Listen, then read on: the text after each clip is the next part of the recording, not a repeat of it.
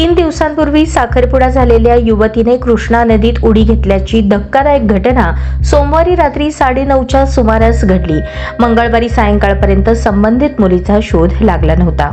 कल्पना बाळप्पा वाघमारे, वय 26, राहणार वाखाण रोड, कराड, मूळ राहणार जत, जिल्हा सांगली असे युवतीचे नाव आहे। सोमवारी रात्री कल्पना दुचाकीवरून कृष्णा पुलावर आली आणि तिने थेट नदीत उडी मारली। हे पाहून पुलावरील लोकांनी आरडाओरडा केला।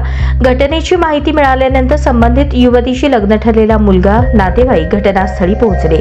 पोलिसांनी तरुणीची बॅग आणि साहित्य दाखवल्यानंतर कल्पनानेच नदीत उडी मारल्याचे स्पष्ट झाले। दरम्यान कल्पना एका खासगी रुग्णालयात नोकरी करत होती। तिच्या बॅगमध्ये पर्स, ओळखपत्र आणि इतर साहित्य होतं। पोलिसांनी एनडीआरएफ टीमला बोलवले आणि स्थानिक मच्छीमारही मदतीला आले, पण अंधारामुळे शोध मोहीम थांबवण्यात आली होती। मंगळवारी सकाळी पुन्हा शोध मोहीम घेण्यास पोलिसांनी सुरुवात केली, मात्र कोयना धरणातून सोडण्यात आलेल्या पाण्याच्या प्रवाहामुळे नदीपात्रात पाण्याचा मोठा प्रवाह असल्याने शोधकार्यात अडथळे निर्माण होत होते। पोलिसांच्या 2 टीमने नदीपात्राच्या बाजूने टेंभू प्रकल्पापर्यंत शोध घेतला, मात्र मंगळवारी सायंकाळपर्यंत कल्पनाचा काही शोध लागला नाही।